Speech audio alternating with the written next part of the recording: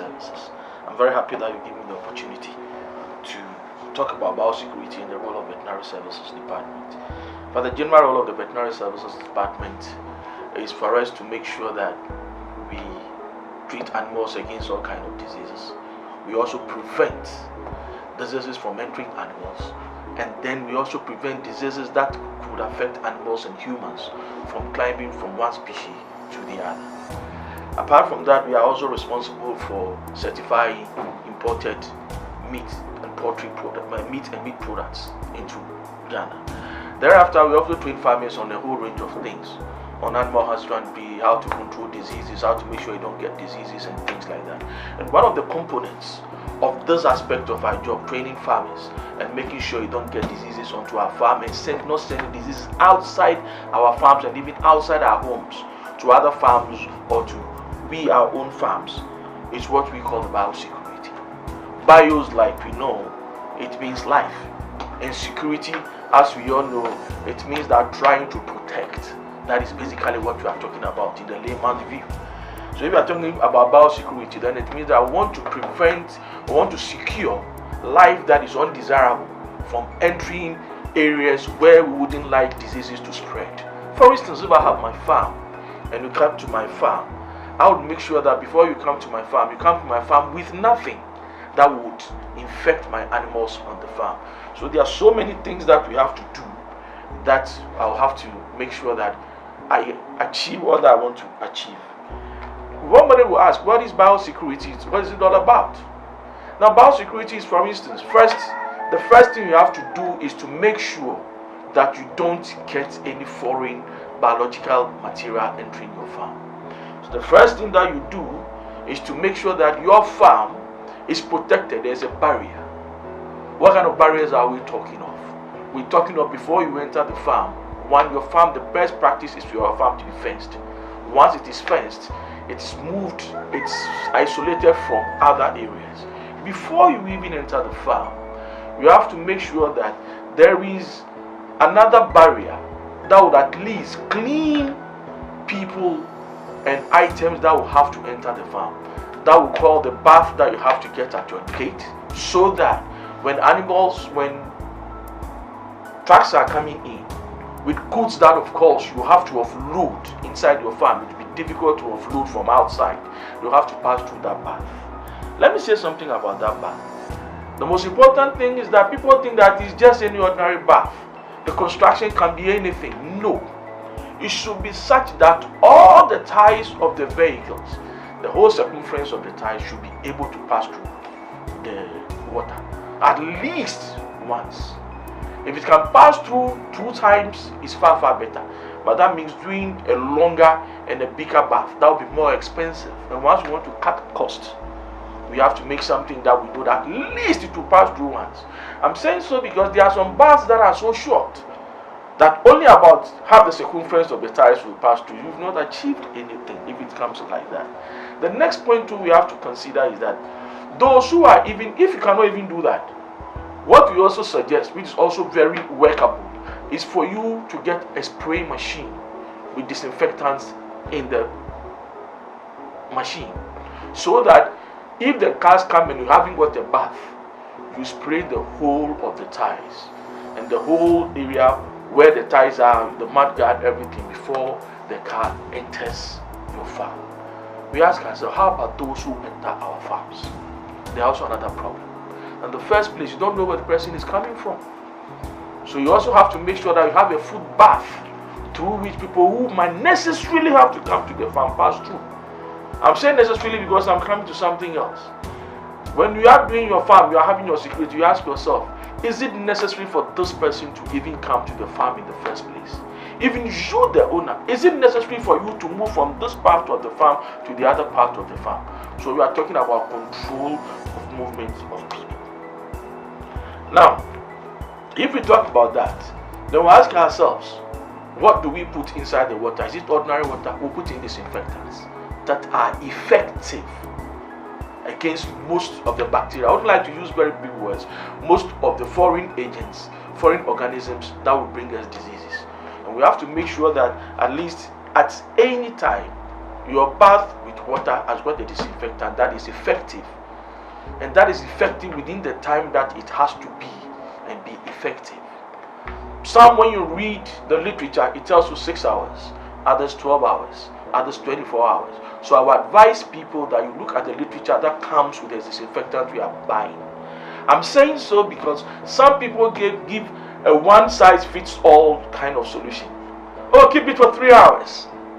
When you go and read the literature, it tells you that it might be the same drug, it might say the same disinfectant, but the power might be different, the strength might be different.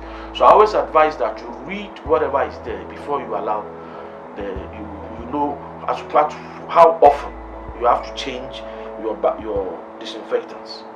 The next thing too is farmer to farmer interaction. There's a farmers like to come to either to converse or see what you are doing. That is a very dangerous thing.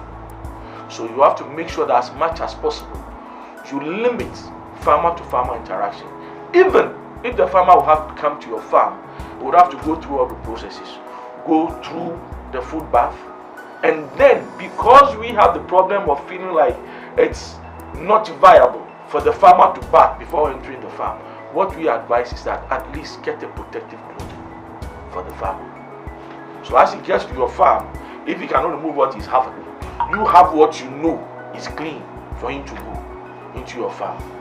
The next point, even your own farm workers, the moment they get to the farm, you have to make sure that they change over to what you know it's clean.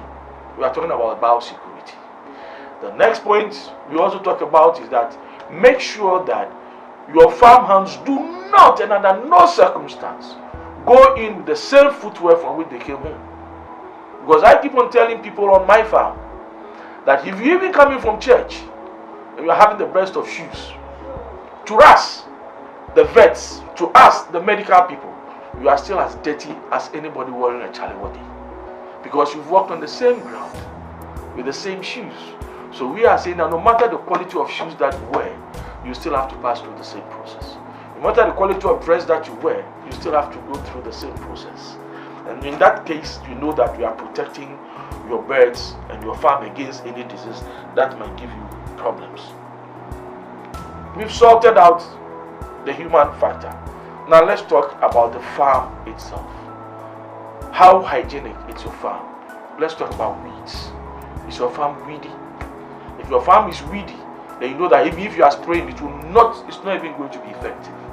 Where it is weedy, and these microbes are hiding under a whole lot of crevices and things like that, so you have to be very careful about that. You ask yourself, how about rodents on my farm? When they roam about, if they carry a whole lot of diseases from one place to the other, and they wouldn't pass through the bath anyway. They'll pass through anywhere that you wouldn't see them. So you consider one. Then let's talk about stray animals. Dogs especially, cats, even small ruminants. That's why if your farm is not fenced, it's dangerous. Because you don't know where the cat is coming from. You don't know where the dog is coming from. You don't know where that sheep or goat is coming from. You don't even know where the cow is coming from. Recently, people are even pointing fingers at cattle egrets, that they could even be a source of spread of diseases like avian influenza. So, if you are pointing at cattle egrets, then it tells us straight away that any other thing that is not needed to be on the farm should not and would not have to be on the farm. We now come to what we feed our animals with. When I talk about feed, I've talked about the food and the water. Where is it coming from? Is it clean? We've realized, and I have realized personally, that majority of the infections we get them from people who bring us feed, come to supply. Either the feed itself or the person carrying the feed. Why? Because one car carries a feed from the feed mill and moves through different farms where apparently you are not seeing any kind of disease. It might be incubating. So before it moves and keeps moving, he's already spreading whatever viruses or whatever bacteria is having, spreading everything. So the moment it happens in farm A, you see that in no time it starts spreading. And if it's a feed mill that has got a very wide coverage, sometimes that is where the problem is. You realize that you might not even be able to trace it back, because you might not even have forgotten that this was the time that this man came here. I hope you get my point. Yes. And that is why we are also telling you that one of the essential tools of biosecurity is record keeping. I'm trying to be sequential. It's record keeping. Which car came? Who was the driver? What was the car number? Where was he coming from? What supplies did he give to you? Where was he going from there? Who came to your farm? What did he come to do? Where did he pass through? Where was he coming from? We have to get a logbook of activities that are happening on our farm. The next problem we also have with biosecurity is when we have species, we mix species. I would say that I'm also wrong in that aspect, because I have a farm with ostriches, with layers, with local birds, with even peacocks, and with goats. You get my point? If you have a farm with this kind of thing, then you have to see yourself that you are having a big risk with biosecurity. Fortunately, because that farm is fenced and we have no connection, more so to say, with the outside world, let me use that one, maybe we are safe to an extent. But if your farm is not fenced, it's always good to make sure that you keep those species separately from each other, instead of indiscriminately moving about, where they can pick diseases from somewhere, because a goat might go further than any other animal. Peacocks, sometimes even at 2 weeks old, they fly. And they fly so far, you will not even believe. You see the size of a peacock, and it can fly and go within a day. If it gets the chance, it can go about 200-300 meters away and come back to the farm anyway. So you have to make sure, if you're having all these species, you have to be very, very careful. The third point, and that is where we also flounder, that is how often we clean our farm.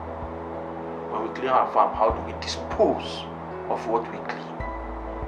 Some clean their farms. The farm is so neat, but he dumps his refuse right inside the farm without any treatment.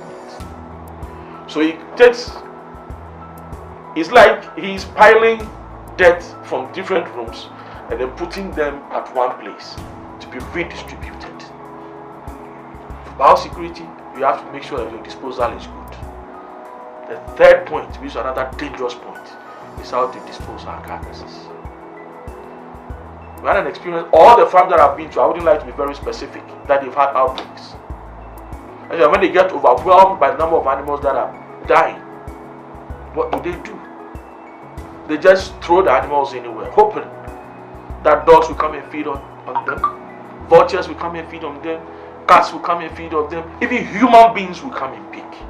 And we had an experience like that, where farmers have told us that you pile some number of animals in a sack, you put it by the roadside, and the next minute you get there, the whole sack and this thing is gone.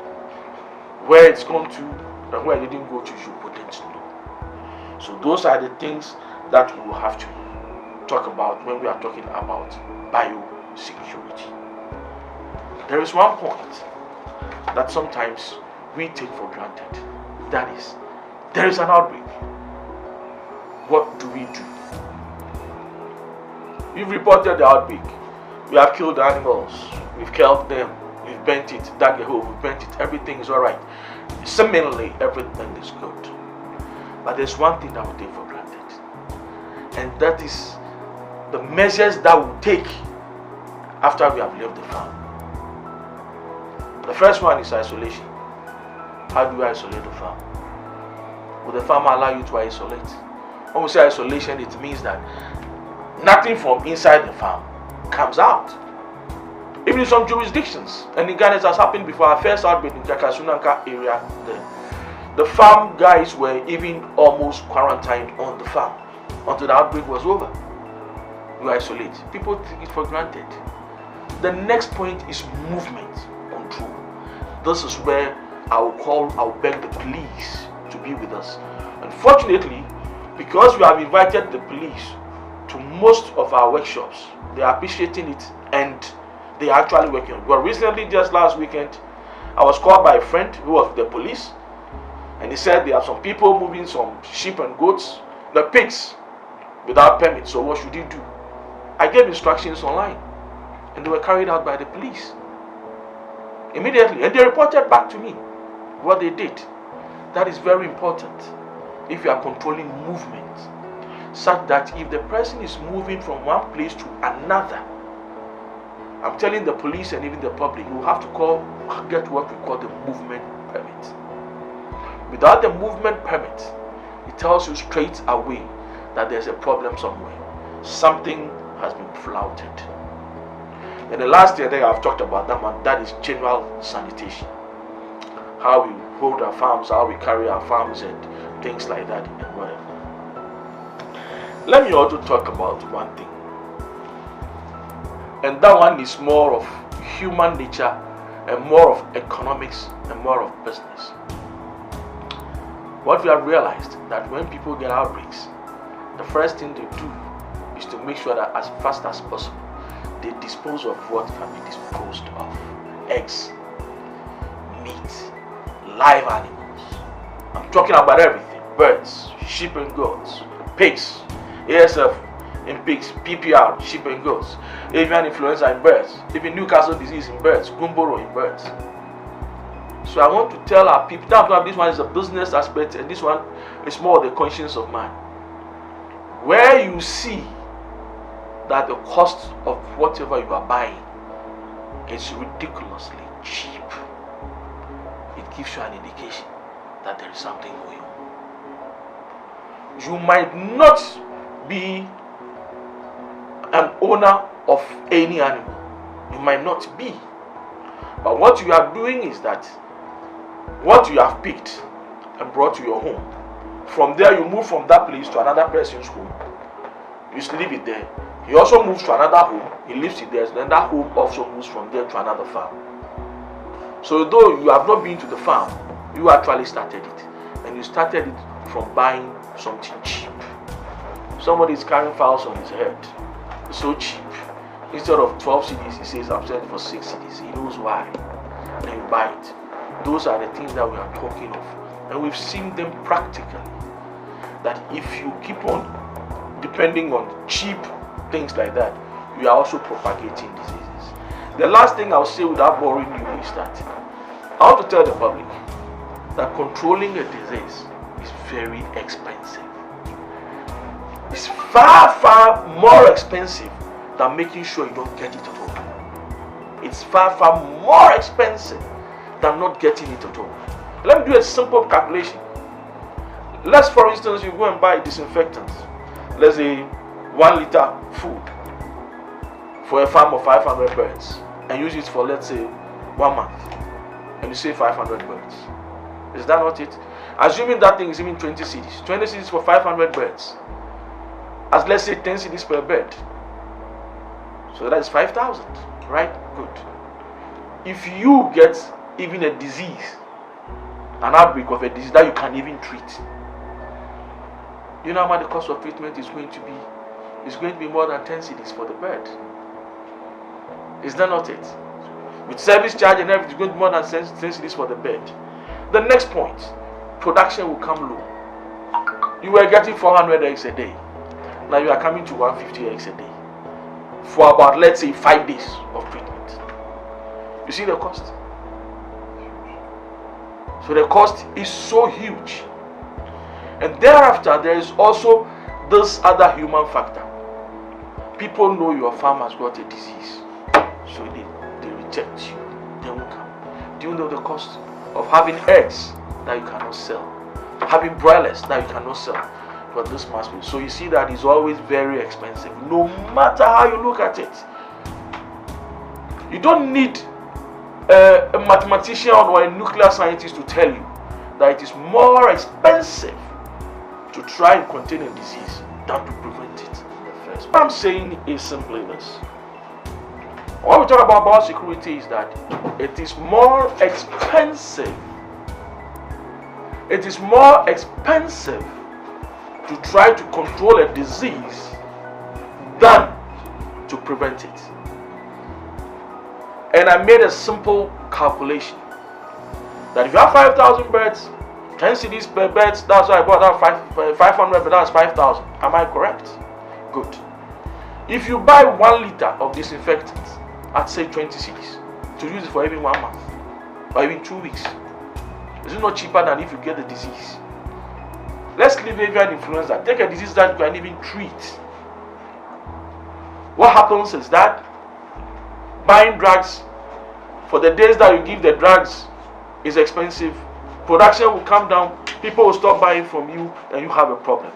So all we are saying is that, and all that we've talked about biosecurity, is that the effect at the end of the day, the benefit will be that if you are able to have good biosecurity, it is far, far cheaper in the long run, in the middle term, in the short term, no matter which span, it is always cheaper than to have the disease and try to control it or try to treat it. That is why biosecurity is important. In vet school, they said the redundant vet is the best vet.